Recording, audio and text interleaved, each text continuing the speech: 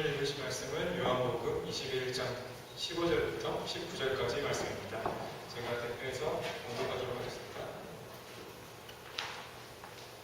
그들이 조반 먹은 후에 예수께서 시몬 베드로에게 이르시되 요한의 아들 시몬아 내가 이 사람들보다 나를 더 사랑하느냐 하시니 이르되 주님 그러하나이다.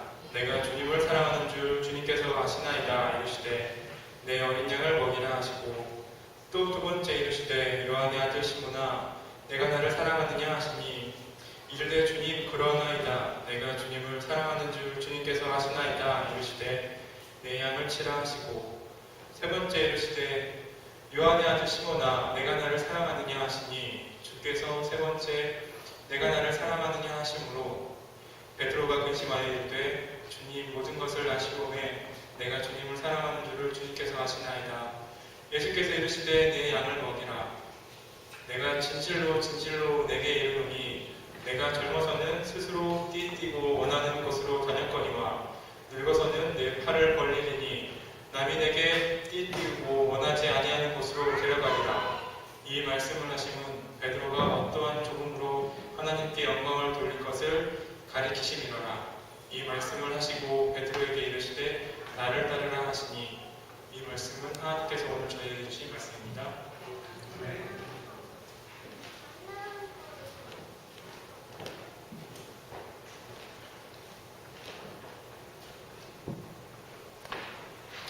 잠깐 기도하겠습니다. 주님 이 시간 주님 말씀 앞에 섭니다. 우리 심령들을 준비시켜 주셔서 들을 귀가 있게 하시고 성령님의 조명하심을 따라 주님의 음성을 듣고 말씀으로 승리할 수 있도록 또한 말씀이 우리 심령과 마음과 골수와 관절을 쪼개어 주님의 것으로 온전히 새롭게 다시 만드신 역사를 경험할 수 있도록 은혜 베풀어 주옵소서. 예수님 이름으로 기도합니다. 아멘.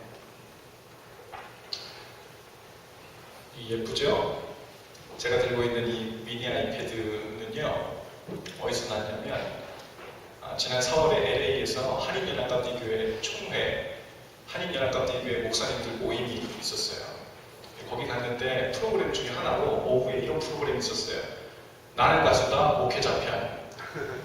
거기 상품이 걸렸는데 1등이 아이패드보다 큰 거 있죠. 10.1인치인가요? 그리고 2등, 3등이 미니 아이패드였어요.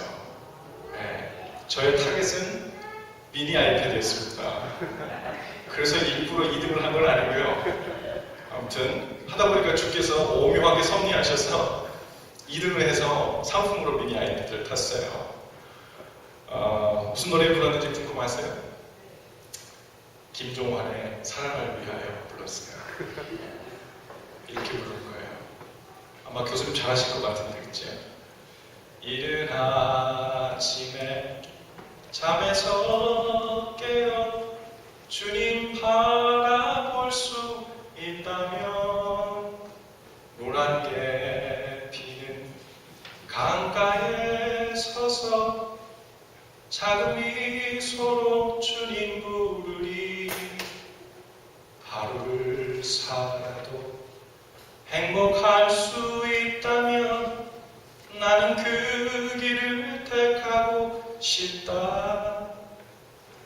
하루를 살아도 행복하게 살고 하루를 목회해도 행복하게 목회하고 싶어서 예수하나교회에 오게 되었습니다. 지난 화요일부터 새벽기도 인도하고 있는데요. 미국 교회에 있을 때 새벽기도가 없기 때문에 2년 동안 새벽기도를 인도하지 않다가 지난 화요일부터 새벽기도를 하다 보니까 이 몸이 아직 적응이 안 됐어요. 그래서 몸은 정말 피곤한데 마음은 정말 행복해요. 여러분 저처럼 지금 마음이 너무 행복하신 분 있으세요? 한번 손 들어보세요. 난 지금 너무 행복해요. 뭐 억지로 드시는 분도 있는 것 같아요. 생각하다가 이거 들어야 될 분이니까. 그럼 나 앞으로 행복해지고 싶습니다. 그런 사람. 행복하다면서요, 지금. 계속 행복해지고 싶어요. 그러면 지금 행복한 줄 잘 모르겠는데 나는 어떻게 하면 행복해지는 줄 안다. 그 비결을 안다. 아시는 분? 몰라요? 그렇군요. 오늘 설교 잘 들으세요. 오늘 제가 그 비결을 알려드리려고 합니다. 우리들 중에 대부분은 행복해지는 법을 모를지는 몰라도 아마 내가 경험해보니까 이렇게 시도해봤더니 이런 식으로 행복해지는 건 아닌 것 같다. 적어도 내가 그 방법도 다 써봤는데 그건 아니더라 라고 하는 경험들은 아마 있을 걸로 압니다. 그럼 이 정답이 이건 아니고 저건 아니고 정답이 아닌 것부터 하나씩 좀 지워보는 것도 좋은 방법 같아요. 첫 번째 한번 잘 생각해 보세요. 이 명제가 과연 맞을까? 돈이 많으면 행복해진다. 이거 맞는 말입니까? 네, 맞는 말이에요. 네, 맞는 말이에요. 경험해 보신 분, 돈을 물수도 써보신 분, 명품백, 명품 가방, 신상 나오는 대로 다 사보신 분, 그렇게 다 하고 싶은 거 다 하고 사고 싶은 거 다 사면 정말 행복해지겠죠? 그런데 그거 보고 와 그래주는 사람이 곁에 아무도 없다면 그거 어디서 샀어? 누가 사줬어? 이렇게 물어봐주는 사람이 아무도 없다면 이거 그거야? 똥 뭐? 이거 물어봐주는 사람이 아무도 없다면 행복할까요? 두 번째, 사람들에게 인기가 많으면 행복해진다. 어떻게 생각하세요? 인기 많으면 행복해. 누가 인기가 많아요? 이 중에서? 하나, 둘, 셋 하면 치고가서 하나, 둘, 셋. 서로 각자 사시는 분요. 여러분, 인기가 많으면 행복해질 거라고 생각하는 사람이 의외로 많아요. 저도 페이스북 하는데 만일 내가 페이스북 친구가 너무 많아가지고 내가 페이스북에 셀카 한 장 딱 찍어서 딱 올리면 1시간 안에 방문자가 1000명 되고 좋아요들 클릭수가 1000명이고 댓글이 500개가 올라온다. 그 정도쯤 인기 있으면 행복할까요? 여러분, 인기를 한 몸에 받던 많은 연예인들이 어느 날 오히려 더 극심한 외로움 속에서 생을 달리하는 것을 보면 그것도 행복해지는 길은 아닌 것 같습니다. 한 가지만 더. 셋째, 끊임없이 누군가로부터 사랑을 받으면 행복해진다. 조금 그럴듯해 보이죠? 네. 맞는 것 같다. 아닌 것 같다. 네, 아닌 것 같다. 벌써 저의 패턴을 다 읽으셨어요.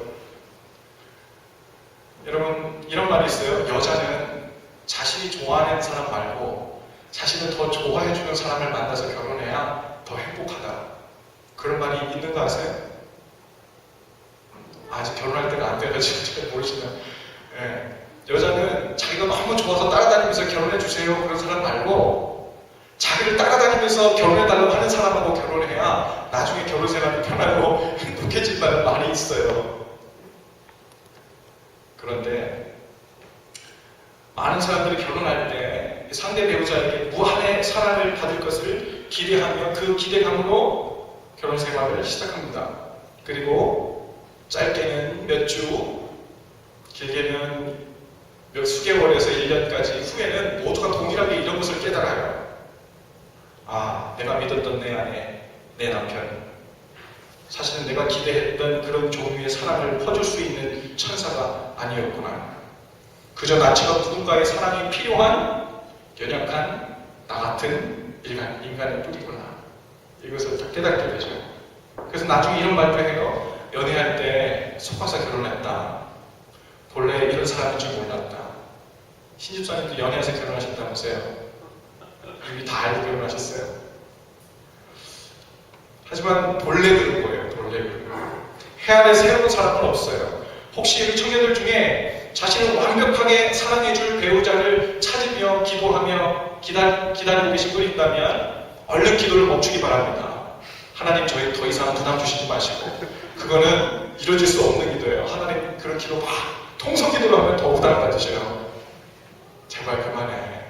말이 되는 소리를 해야지. 마음을 품고 결혼할 배우자를 기다리고 있다면 아마 그냥 독신으로 쭉 사시게 될 거예요. 그럼 이제 행복해지는 비결을 말씀드리겠습니다. 정말 잘 만나서 결혼해서 행복한 결혼 생활을 하는 커플들의 공통점이 있어요. 가만히 보면. 그 공통점은요, 그 행복해지는 것을 나 자신으로부터 찾지 않고 내가 사랑하는 상대방에게서 내 행복을 찾으려고 하는 사람들이에요. 그런 사람들은 행복이 뭔지를 이해하기 시작하고 그 행복을 발견하고 실제로 행복을 경험하기 시작합니다. 사랑하는 사람이 나 때문에 행복해하는 것을 볼 때 그 행복이 금세 나의 행복이 되는 그 비밀을 일찍이 발견한 사람들이죠. 며칠 전 제 말씀동의 묵상글에도 썼는데요. 언젠가 우리 첫째 딸 유한이가 좋아하는 TV 동물 농장이라는 걸 같이 봤더니 거기에 그 어미새, 엄마새, 아빠새들이 그 둥지에 있는 새끼새들에게 먹이를 주려고 하루 종일 열심히 그 먼 거리를 비행하면서 벌레를 잡아다가 입속에 이렇게 넣어주는 장면이 있어요. 카메라를 빨리 돌려가지고 몇 시간 내내 날이 저물 때까지 온종일 그 일을 하고 있는 어미새, 아빠새를 보니까요, 정말 엄마 아빠가 힘든지 어떤지는 아랑곳하지도 않고 서로 먼저 먹겠다고 아까 먹은 놈이 또 나와가지고 입을 크게 벌리고서는 계속 뺏어 먹는 그 모습을 보면서 야, 그 새끼 새들이 얄밉기까지 하더라고요. 그런데 제가 아이를 낳아서 똑같이 우리 새끼에게 입에 맛있는 것을 넣어줘 보니까 이게 전혀 내가 생각했던 거하고는 다른 문제임을 깨달았습니다. 여러분, 낼려때는 잘 받아먹고 꼭꼭 씹어서 목구멍으로 넘기는 것을 보는 것만으로도 제가 맛있어지고요, 제가 행복해지더라고요. 그것뿐만이 아닙니다. 아기가 똥을 많이 누면 아이 속이 시원할 것 같아서 저도 기뻐지고 행복해지고요. 똥을 자주 누우면 아기가 장이 튼튼해서 장운동이 활발하다 보구나. 그래서 그런 생각이 들어 또 감사하고 행복해집니다. 그래서 만약 사랑하는 사람이 곁에 있는데도 내가 오늘 행복하지 않다고 느낀다면 그것은 상대방이 나를 덜 사랑해주고 있기 때문이 아니라 내가 그 사람을 행복하게 만드는 일을 소홀히 하거나 멈추고 있기 때문일 가능성이 훨씬 큽니다. 오늘 본문 말씀은 예수님과 베드로의 아주 유명한 대화예요. 예수님을 3번이나 모른다고 부인한 베드로에게 예수님이 부활로 다시 찾아오세요. 그리고 베드로에게 다시 제자를 삼아주시고 사도의 사명을 맡기시기 전에 말하자면 최종 자격 심사 인터뷰를 하고 있는 거예요. 예수님이 베드로에게 3번의 같은 질문을 하시죠. 네가 나를 사랑하느냐? 사실 예수님은 베드로에게 이렇게 묻고 계신 거예요.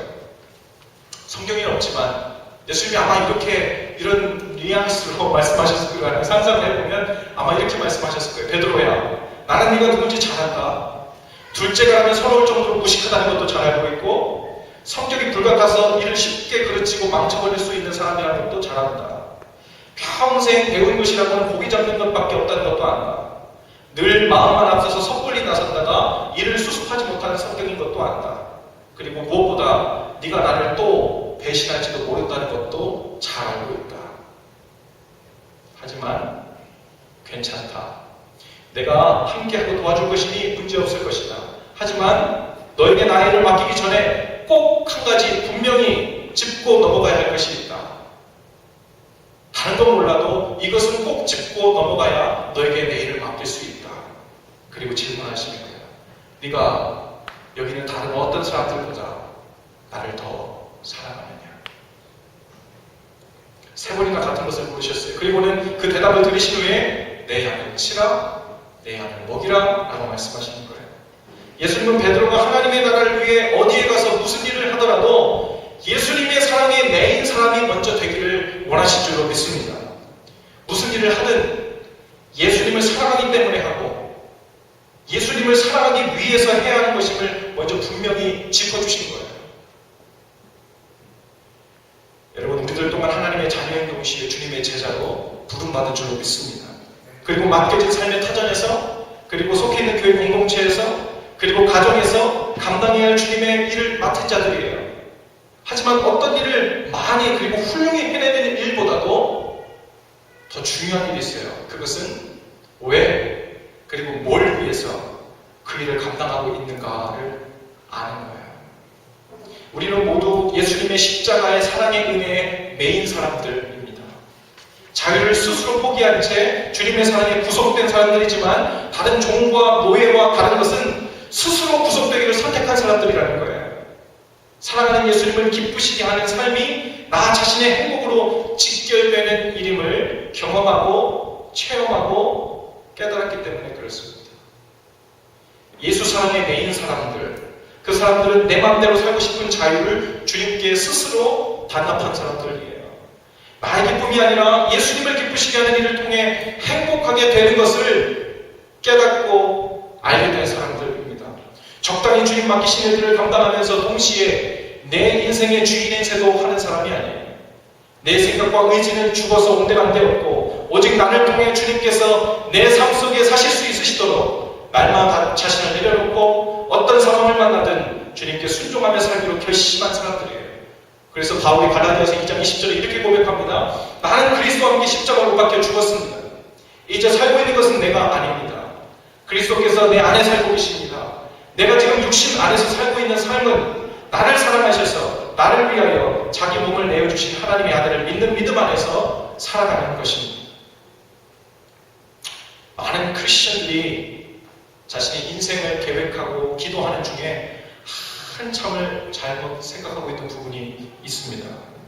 그것은 바로 요셉처럼 하나님 안에서 꿈과 비전을 어렸을 때부터 가능한 어렸을 때부터 주님 주신 꿈과 비전을 품고 그걸 위해 기도하고 끝내 그 꿈을 성취해내는 것, 그래서 세상 속에서 큰 영향력을 발휘하는 소위 크리스천 리더가 되는 것을 마치 칭찬받는 크리스천들의 영적 엘리트 코스 정도로 생각한다는 거죠. 모르긴 몰라도 예수 이름을 붙들고 기도하고 공부하는 많은 사람들 중에 약간 피트가 어긋난 목적을 가지고 기도하는 사람들도 너무 많습니다. 여기는 오해가 있어도 한참 있어요. 요셉이 어렸을 때 하나님께서 보여주신 꿈을 꾸는 것은 맞지만 그 꿈을 잘 간직하고 갈고 닦아서 훌륭한 크리스천 리더가 되는 것은 네 몫이다 라고 말씀하시면서 하나님께서 보여주신 꿈이 아니에요. 요셉도 자기 인생에 무슨 일이 일어날 줄 몰랐어요. 그리고 형들에 의해서 애굽의 노예로 팔리고 억울한 감옥살이를 하면서 그 인생이 어찌 되는지 역시 알지 못했습니다. 그저 아버지로부터 어렸을 때부터 들은 신실하신 구원의 하나님에 대한 소식을 듣고 그 하나님을 믿었기 때문에 그가 처한 상황 속에서 마치 하나님 앞에서 행하듯 정직하게 그리고 성실하게 살았을 뿐이에요. 그리고 나중에 애굽의 총리가 된 후에 지나온 인생을 쭉 돌이켜보니까 그제서야 이 모든 일에 하나님께서 함께 하셨으며 또한 그를 통한 이스라엘 전체를 구원하시는 목적이 계셨음을 그때 깨닫게 된 거예요. 여러분, 하나님께 쓰임받는다는 것은 지금이 아니라 미래의 어느 날 어떤 위치에 오르고 어떤 직업을 갖게 되고 일정 금액을 가진 부자가 되었을 때 시작되는 일이 아닙니다. 오늘 여기 시카고 예수사랑교회, 여러분이 일하는 직장, 그리고 여러분과 관계를 맺고 있는 모든 사람들, 또 여러분이 속해 있는 가정에 이미 오래전에 여러분 각 사람은 파송받은 것입니다. 이미 우리 모두는 예수님의 제자인 동시에 사역자로 파송받은 거예요. 그리고 그 파송 인터뷰, 베드로처럼 예수님께서 파송 인터뷰를 받은 게 언제예요? 여러분과 예수님이 처음 만났을 때, 그때 그 사랑을 경험했을 때, 예수 그리스도를 나의 구원자로, 주님으로 영접하겠다고 고백했을 때, 그때 이미 여러분은 베드로와 예수님의 대화와 같은 이런 인터뷰를 거친 거예요. 그리고 여러분은 주님의 제자로 파송 받으신 것입니다. 어제 저녁 잠자리에 든 이유, 오늘 아침 잠자리에서 벌떡 일어나게 되는 이유, 오늘 하루 열심히 일하고 공부해야 되는 이유, 만나는 사람마다 겸손하게 섬기는 마음으로 대해야 하는 이유, 이 모두가 사랑하는 예수님 때문이어야 합니다. 주님이 기뻐하실 때 그때서야 내가 행복해지기 때문이에요.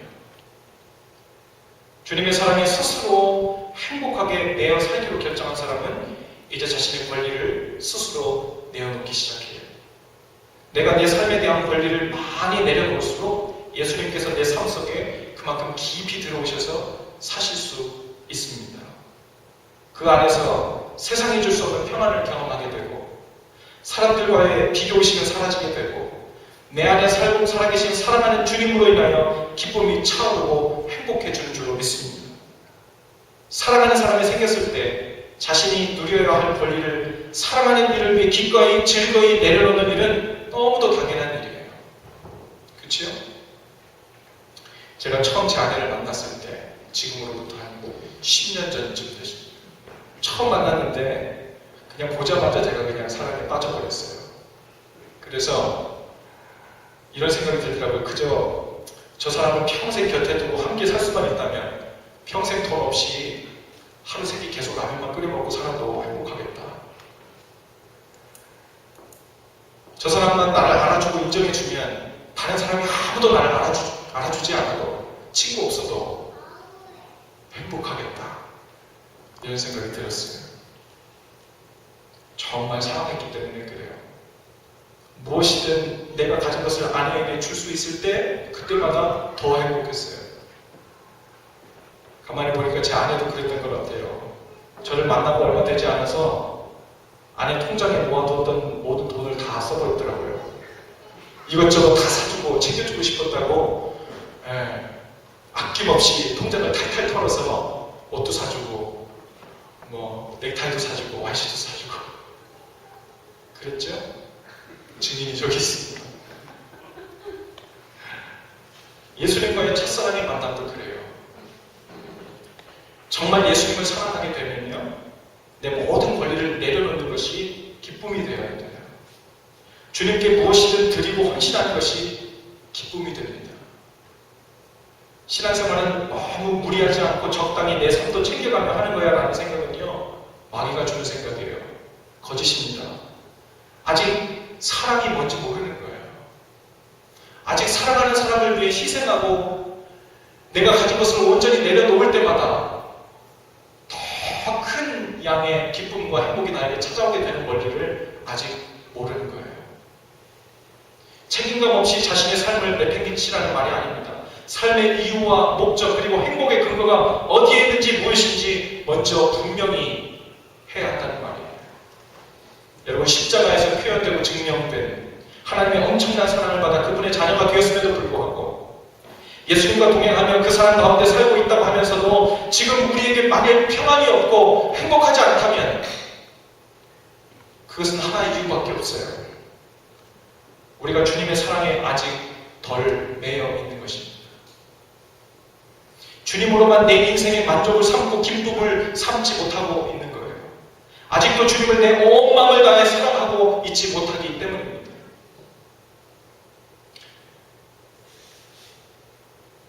몇 주 전까지 사역했던 그 락포드에 있는 크라이스트 뱀시라고 하는 미국 회중들 교회에서 거기는 오전 10시, 9시 30분에 예배고요. 예배 끝나고 티타임 갖고 집에 오면 11시 조금 넘어요. 좋겠죠? 편하겠죠? 주일 오후가 너무 한산해요. 그래서 집에 오면 이제 가족들과 시간을 주로 보냈는데 하루는 저희 교회 사택 그 뒷마당에서 외근을 하나 끌고 우리 큰딸이 5살 때인데 유한이를 거기 태우고서는 뱅뱅 돌고 있었어요. 제가 말이 돼가지고 뱅뱅 돌고 있는데 유한이가 갑자기 저희 유한이 제 뒤에 있는데 아마 생각날지도 모르겠어요. 저한테 이렇게 물어보더라고요. 아빠는 나중에 크면 뭐 되고 싶어? 그래서 유한아, 아빠는 이미 다 컸고 목사님이 됐어. 나중에 하늘나라 갈 때까지 쭉 목사님만 할 거야. 라고 이렇게 대답했더니 이러더라고요. 아니, 내 말은 설교하고 찬양하고 뭐 그런 거 하는 게 좋냐고 아니면 하나님이 좋냐고. 그래서 제가 멈칫했어요. 유한이와 제 사이에 침묵이 흘렀습니다. 그건 제가 요한에게 가서 이렇게 말했어요.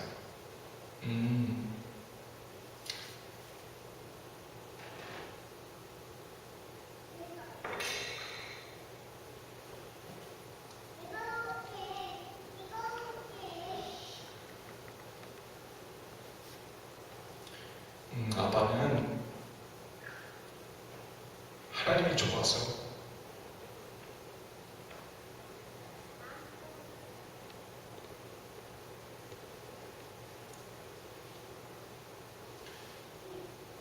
좋아서 목사님 하는 거야.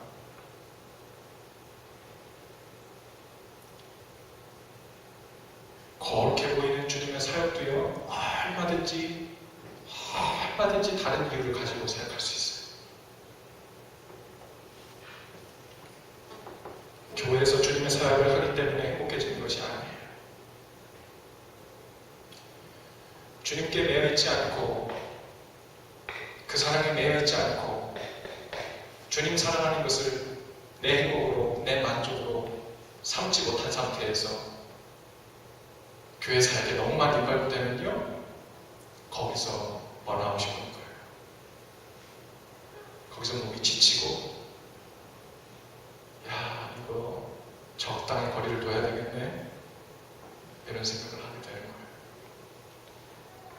전도사, 목사, 찬양팀, SPRC, 소그룹 리더, 집사, 권사, 장로, 이런 직책 때문에 생각이 거룩해지는 것이 아닙니다. 예수님을 사랑하기 때문에 하는 우리의 모든 일이 주님의 일이 되는 것인 줄 믿습니다. 사랑하는 예수님을 기쁘시게 하기 위해 하는 모든 일이 거룩한 사역이라고 불리는 것입니다. 제가 처음에 예수 사랑이라는 이 교회 이름이 그저 느껴지기 너무 평범해 보이더라고요. 하지만 마음에 품을수록 그래 이거지, 그래 이거다 라는 생각을 떨쳐버릴 수가 없었어요. 예수사랑교회 모든 성도들은 예수님의 사랑의 메인 사람들로 다 부르심 받은 줄로 믿습니다. 그리고 이제는 어떻게 무엇을 얼마나 하는 것이 예수님을 사랑하는 걸까? 어떻게 하면 예수님을 더 사랑할 수 있을까? 이것을 고민하는 것이 저희가 이 교회를 통해 앞으로 할 일이고, 그 일들을 인해서 우리는 더욱더 행복하게 될 줄로 믿습니다.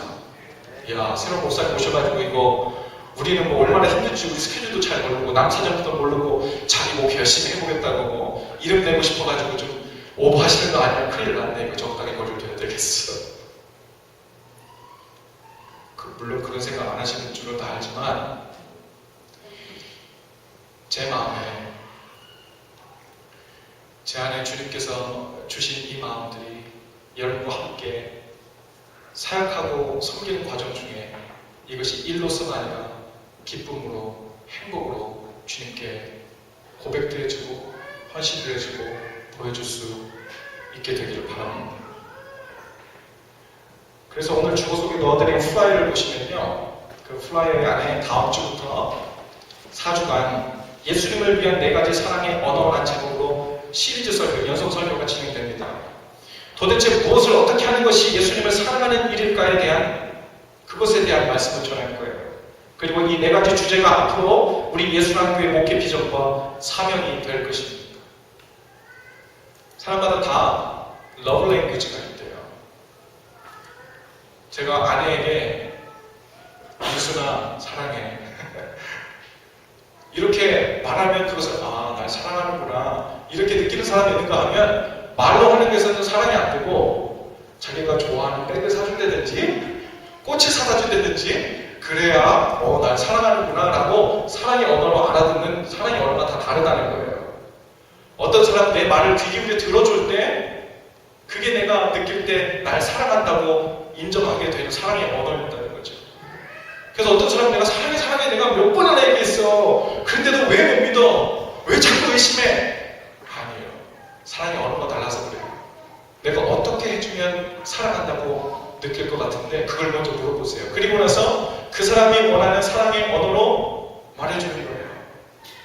여러분, 예수님이 우리에게 원하시는 사랑의 언어도 있습니다. 물론 우리가 예배 때 주님 사랑해요 라고 고백할 때 사랑한다는 고백도 들어지지만 사실은 내가 너희들에게 원하는 사랑이 없다. 있어. 성경에 있어. 주님께서 우리 각 사람에게 네가 정말로 나를 사랑하는구나 라고 인정하는, 그리고 알아들으실 수 있는 사랑의 언어가 무엇인지 성경 속에서 그 가르침을 우리가 찾아보고 우리 교회가 그 사랑의 언어로 주님께 사랑 고백을 해드릴 수 있는 그 길로 나아갈 수 있기를 바랍니다. 그래서 예수님의 사랑에 매인 사람들이 예수님께 사랑을 사역을 통해 헌신합니다.